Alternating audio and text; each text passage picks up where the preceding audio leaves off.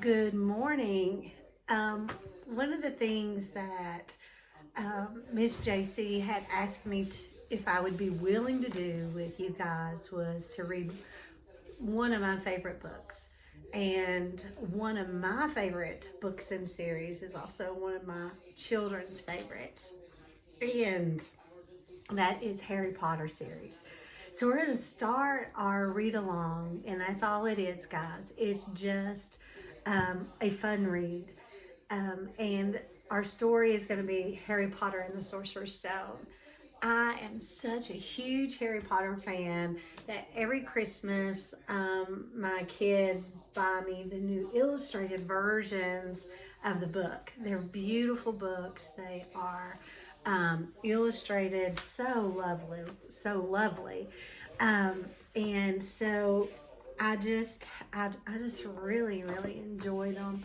So we're going to start out today with that. One of the things that Miss JC also said was that after every reading, you don't have to, but if you will just jot down a quick summary of what I've read today, we'll be able to take those up somehow. You'll either have your parent drop them off at the office at school, or as the buses are coming around dropping off our lunches and breakfasts, they can take those up for us. And for everyone that you submit, your name's going to go on a drawing. And with that drawing, then you will be eligible to put your name in it for a new Chromebook.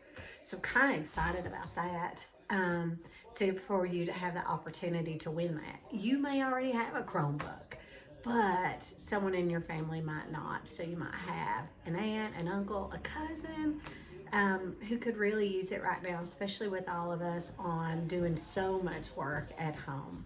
So that being said, we're going to read for about 28 minutes to 30 minutes, and then we're going to stop for today. So, Harry Potter and the Sorcerer's Stone. Chapter 1, The Boy Who Lived. Mr. and Mrs. Dursley of number 4 Privet Drive were proud to say that they were perfectly normal. Thank you very much.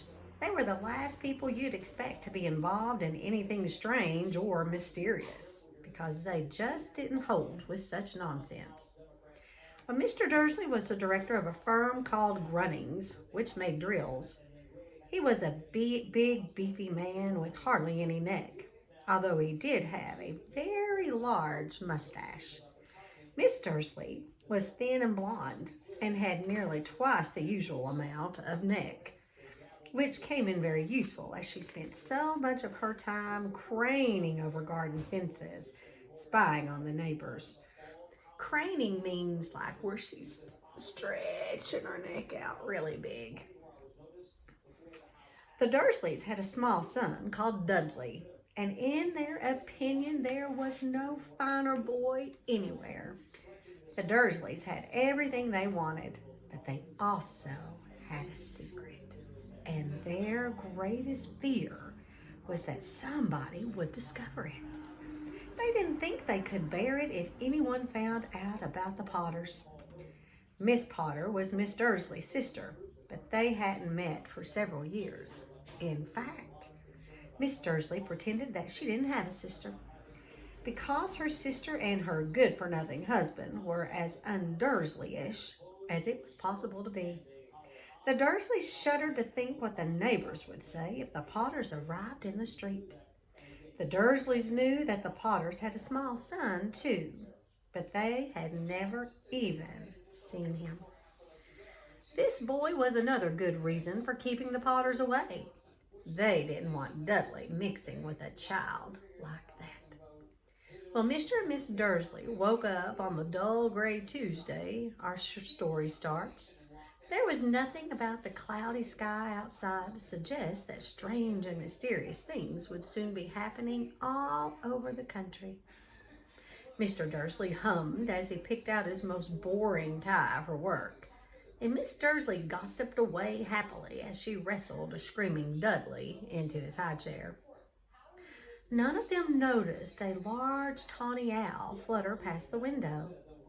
Well, at 8:30, Mr. Dursley picked up his briefcase, pecked Miss Dursley on the cheek, and tried to kiss Dudley goodbye, but missed, because Dudley was now having a tantrum and throwing his cereal at the walls.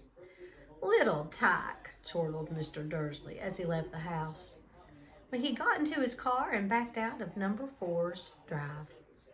It was on the corner of the street that he noticed the first sign of something peculiar: a cat reading a map. Well, for a second, Mr. Dursley didn't realize what he had seen. Then he jerked his head around to look again. There was a tabby cat standing on the corner of Privet Drive, but there wasn't a map in sight. What could he have been thinking? It must have been a trick of the light. Mr. Dursley blinked and stared at the cat. Why, it stared back. As Mr. Dursley drove around the corner and up the road, he watched the cat in his mirror. It was now reading the sign that said Privet Drive. No, looking at the sign. Cats couldn't read maps or signs. And Mr. Dursley gave himself a little shake and put the cat out of his mind. As he drove towards town, he thought of nothing except a large order of drills he was hoping to get that day. But on the edge of town, drills were driven out of his mind by something else. As he sat in the usual morning traffic jam, he couldn't help noticing that there seemed to be a lot of strangely dressed people about. People in cloaks. Mr. Dursley couldn't bear people who dressed in funny clothes. The get-ups you saw on young people. He supposed this was some stupid new fashion, and he drummed his fingers on the steering wheel, and his eyes fell on a huddle of those weirdos standing quite close by. They were whispering excitedly together, and Mr. Dursley was enraged to see that a couple of them weren't young at all. Why? That man had to be older than he was and wearing an emerald green cloak. The nerve of him! But then it struck Mr. Dursley that this was probably some silly stunt. These people were obviously collecting for something. Yes, that would be it. And the traffic moved on. And a few minutes later, Mr. Dursley arrived in the Grunnings car park, his mind back on drills. Mr. Dursley always sat with his back to the window in his office on the 9th floor. If he hadn't, he might have found it harder to concentrate on drills that morning. He didn't see the owls swooping past in broad daylight, though people down in the street did. But they pointed and gazed open-mouthed as owl after owl sped overhead. Most of them had never seen an owl, even at nighttime. Mr. Dursley, however, had a perfectly normal owl-free morning. He yelled at 5 different people, and he made several important telephone calls and shouted a bit more. He was in a very good mood until lunchtime, when he thought he'd stretch his legs and walk across the road to buy himself a bun from the baker's opposite. He'd forgotten all about the people in cloaks until he passed a group of them next to the baker's. He eyed them angrily as he passed. He didn't know why, but they made him uneasy. This lot were whispering excitedly too, and he couldn't see a single collecting tin. It was on his way back past them, clutching a large donut in a bag, that he caught a few words of what they were saying. The Potters? That's right. That's what I heard. Yes, their son Harry. Mr. Dursley stopped dead. Fear flooded him, and he looked back at the whisperers as if he wanted to say something to them, but thought better of it. He dashed back across the road and hurried up to his office and snapped at his secretary not to disturb him, seized his telephone, and had almost finished dialing his home number when he changed his mind. He put the receiver back down and stroked his mustache, thinking. No, he was being stupid. Potter wasn't such an unusual name. He was sure there were lots of people called Potter who had a son called Harry. Come to think of it, he wasn't even sure his nephew was called Harry.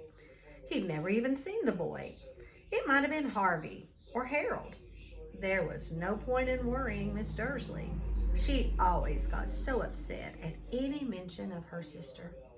He didn't blame her if he'd had a sister like that, but all the same, those people in cloaks.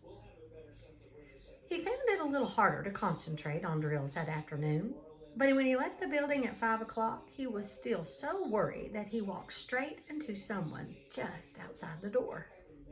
"Sorry," he grunted as the tiny old man stumbled and almost fell. But it was a few seconds before Mr. Dursley realized that the man was wearing a violet cloak. He didn't seem at all upset at being almost knocked to the ground. On the contrary, his face split into a wide smile, and he said in a squeaky voice that made passers-by stare, "Don't be sorry, my dear sir, for nothing could upset me today. Rejoice, for you know who has gone at last. Even muggles like yourself should be celebrating this happy, happy day." And the man hugged Mr. Dursley around the middle and walked off. Well, Mr. Dursley stood rooted to the spot. He had been hugged by a complete stranger. He also thought he had been called a muggle, whatever that was.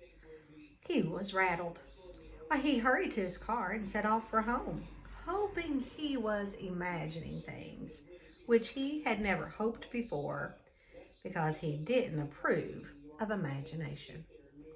As he pulled into the driveway of number 4, the first thing he saw, and it didn't improve his mood, was the tabby cat he had spotted that morning. It was now sitting on his garden wall. He was sure it was the same one. It had the same markings around its eyes.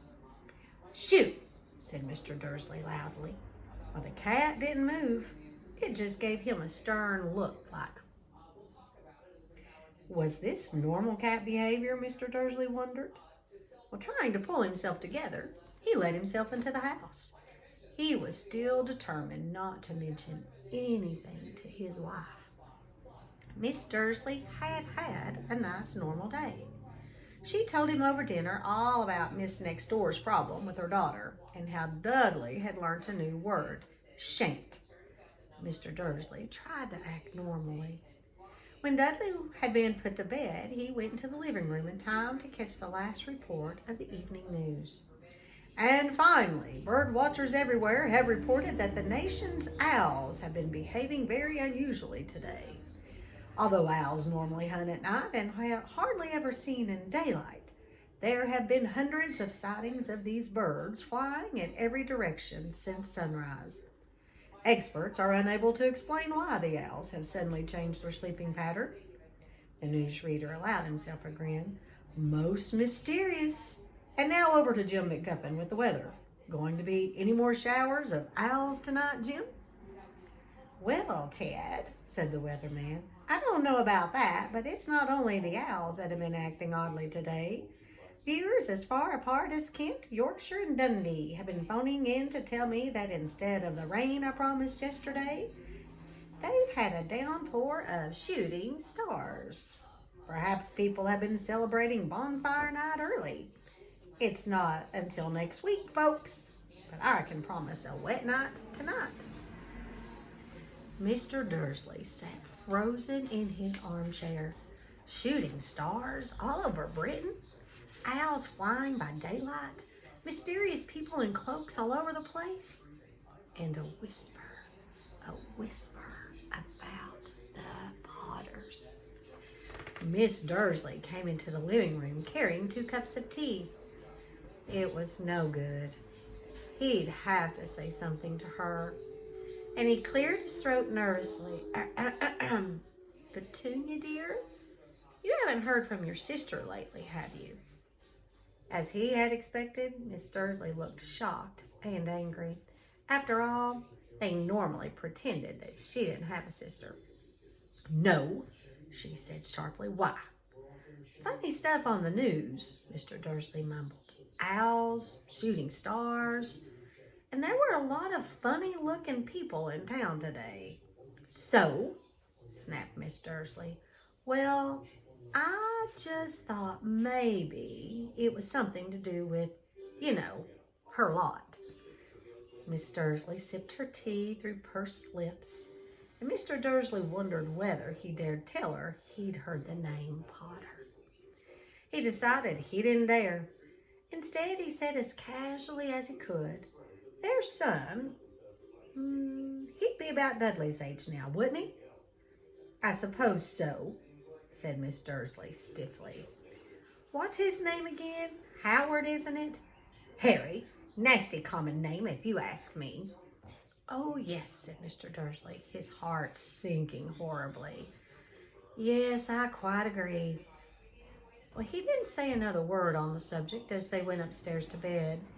While Miss Dursley was in the bathroom, Mr. Dursley crept to the bedroom window and peered down into the garden.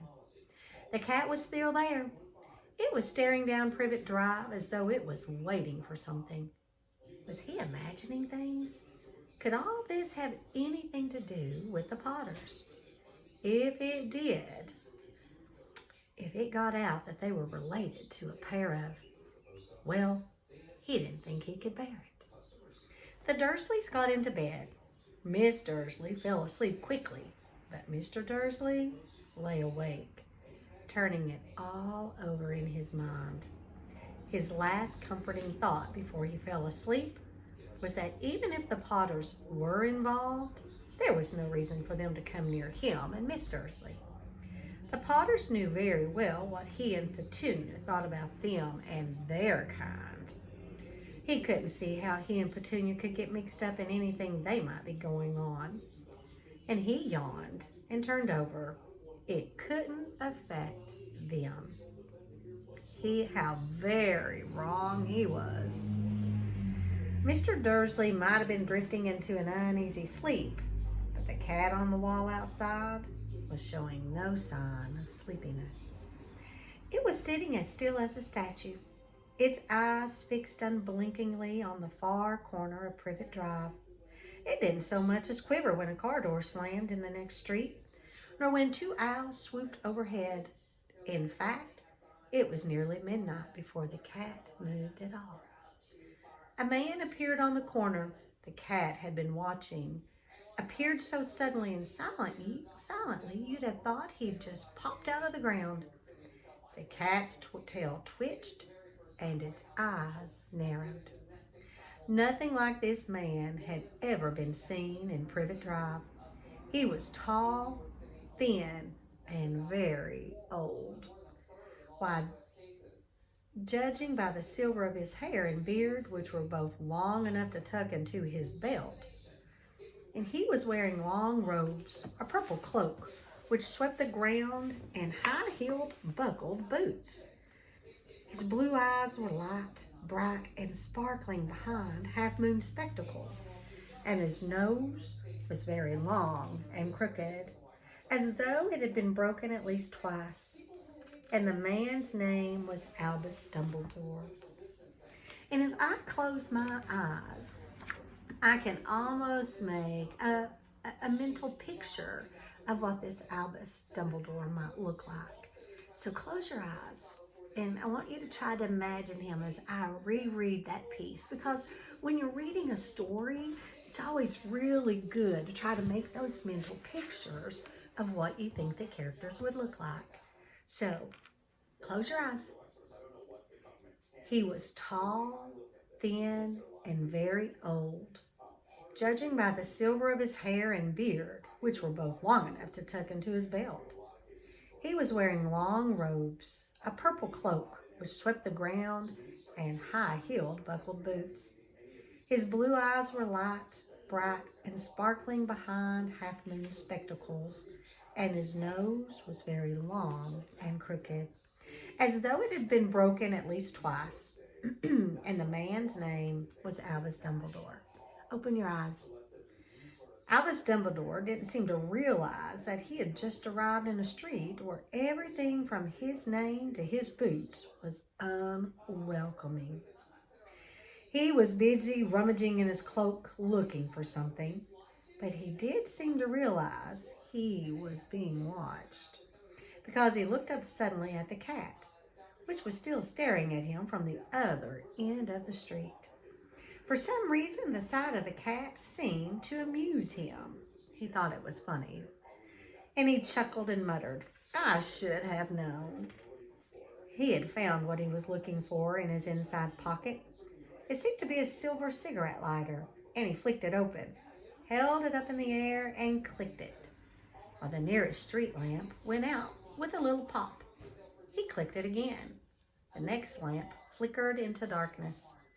12 times he clicked the put outer, until the only lights left in the whole street were two tiny pinpricks in the distance, which were the eyes of the cat watching him. If anyone looked out of their window now, even beady-eyed Miss Dursley, they wouldn't be able to see anything that was happening down on the pavement. Dumbledore slipped the put-outer back inside his cloak and set off down the street towards number 4, where he sat down on the wall next to the cat. He didn't look at it, but after a moment he spoke to it. "Fancy seeing you here, Professor McGonagall." He turned to smile at the tabby, but it had gone. Instead, he was smiling at a rather severe-looking woman who was wearing square glasses, exactly the shape of the markings the cat had had around its eyes. She, too, was wearing a cloak, an emerald one. Her black hair was drawn into a tight bun, and she looked distinctly ruffled. "How did you know it was me?" she asked. "My dear Professor, I've never seen a cat sit so stiffly." "Well, you'd be stiff if you'd been sitting on a brick wall all day," said Professor McGonagall. "All day? When you could have been celebrating? I must have passed a dozen feasts and parties on my way here." Why, Professor McGonagall sniffed angrily. "Oh, yes, everyone's celebrating all right," she said impatiently. "You'd think they'd be a bit more careful, but no. Even the Muggles have noticed something going on. It was on their news." She jerked her head back at the Dursley Stark living room window. "I heard it. Flocks of owls, shooting stars. Well, they're not completely stupid. They were bound to notice something. Shooting stars down in Kent. I bet that was D'Angelus Diggle. He had never had much sense." "Well, you can't blame them," said Dumbledore gently. "We've had precious little to celebrate for 11 years. "I know that," said Professor McGonagall irritably. "But there's no reason to lose our heads. People are being downright careless, out on the street in broad daylight, not even dressed in Muggle clothes, swapping rumors." She threw a sharp sideways glance at Dumbledore here, as though hoping he was going to tell her something, but he didn't. So she went on, "A fine thing it would be if, on the very day you-know-who seems to have disappeared, at least, the Muggles found out about us all. I suppose he really has gone, Dumbledore?" "It certainly seems so," said Dumbledore. "We have much to be thankful for. Would you care for a sherbet lemon?" "A what?" "A sherbet lemon. Why, they're a kind of Muggle treat I'm rather fond of." "No, thank you," said Professor McGonagall coldly, as though she didn't think this was the moment for sherbet lemons. "As I say, even if you know who has gone." "My dear Professor, surely a sensible person like yourself can call him by his name. All this you-know-who nonsense for 11 years I have been trying to persuade people to call him by his proper name, Voldemort." Professor McGonagall flinched, but Dumbledore, who was unsticking 2 sherbet lemons, seemed not to notice. "It all gets so confusing if we keep saying you-know-who. I have never seen any reason to be frightened of saying Voldemort's name." "I know you haven't," said Professor McGonagall, sounding half exasperated, half admiring. "But you're different. Everyone knows you're the only one you-know-who, oh, all right, Voldemort, was frightened of." "You flatter me," said Dumbledore calmly. "Voldemort had powers I will never have. Only because you're too, well, noble to use them. It's lucky it's dark. I haven't blushed so much since Madame Pomfrey told me she liked my new earmuffs. Professor McGonagall shot a sharp look at Dumbledore and said, "The owls are nothing to the rumors that are flying around.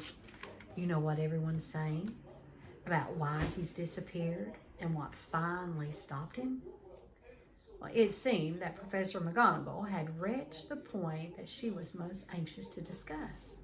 The real reason she had been waiting on a cold, hard wall all day. For neither as a cat nor as a woman had she fixed Dumbledore with such a piercing stare as she did now. It was plain that whatever everyone was saying, she was not going to believe it until Dumbledore told her it was true. Dumbledore, however, was choosing another sherbet lemon and did not answer.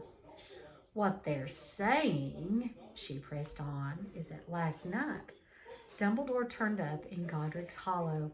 He went to find the Potters. The rumor is that Lily and James Potter are that they're dead." Dumbledore bowed his head and Professor McGonagall gasped. "Lily and James? I can't believe it. I didn't want to believe it. Oh, Albus." Dumbledore reached out and patted her on the shoulder. I know, he said heavily. And Professor McGonagall's voice trembled as she went on. "That's not all. They're saying he tried to kill the Potter's son, Harry. But he couldn't. He couldn't kill that little boy. No one knows why or how, but they're saying that when he couldn't kill Harry Potter, Voldemort's power somehow broke, and that's why he's gone." And Dumbledore nodded gloomily. It's true?" faltered Professor McGonagall. "After all he's done, all the people he's killed, he couldn't kill a little boy? It's just astounding. Of all the things to stop him. But how in the name of heaven did Harry survive?" "We can only guess," said Dumbledore. "We may never know." Well, Professor McGonagall pulled out a lace handkerchief and dabbed at her eyes beneath her spectacles. And Dumbledore gave a great sniff as he took a golden watch from his pocket and examined it. It was a very odd watch. It had 12 hands, but no numbers. Instead, little planets were moving around the edge. It must have made sense to Dumbledore, though, because he put it back in his pocket and said, "Hagrid's late." "I suppose it was he who told you I'd be here, by the way." "Yes," said Professor McGonagall. "And I don't suppose you're going to tell me why you're here of all places." "Well, I've come to bring Harry to his aunt and uncle. They're the only family he has left now." "You don't mean, you can't mean the people who live here?" cried Professor McGonagall, jumping to her feet and pointing at number 4. "Dumbledore, you can't. I have been watching them all day. You couldn't find 2 people who are less like us. And they've got this son. I saw him kicking his mother all the way up the street, screaming for sweets. Harry Potter come and live here?" "It's the best place for him," said Dumbledore firmly. "His aunt and uncle will be able to explain everything to him when he's older." I've written him a letter." "A letter?" repeated Professor McGonagall faintly, sitting back down on the wall. "Really, Dumbledore? You think you can explain all this in a letter? Why, these people will never understand him. He'll be famous, a legend. I wouldn't be surprised if today was known as Harry Potter Day in the future. There will be books written about Harry. Every child in our world will know his name." "Exactly," said Dumbledore, looking very seriously over the top of his half-moon glasses. "It would be enough to turn any boy's head. Famous before he can walk and talk.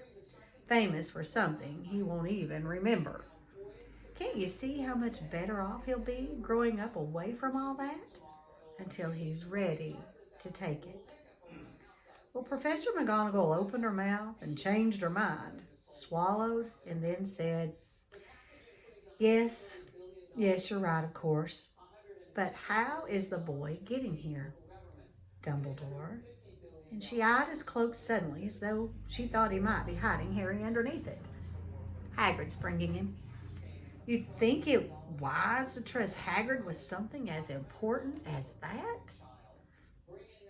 I would trust Hagrid with my life, said Dumbledore.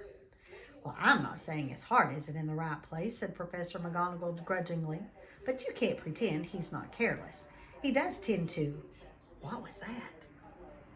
A low rumbling sound had broken the silence around them, and it grew steadily louder as they looked up and down the street for some sign of a headlight.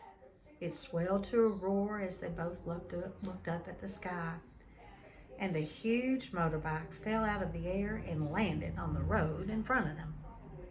If the motorbike was huge, it was nothing to the man sitting astride it. It was almost twice as tall as a normal man, at least 5 times as wide. He looked simply too big to be allowed, and so wild. Long tangles of bushy black hair and beard hid most of his face. He had hands the size of dustpan lids, and his feet in their leather boots were like baby dolphins. In his vast muscular arms, he was holding a bundle of blankets. Hagrid, said Dumbledore, sounding relieved. At last. And where did you get the motorbike?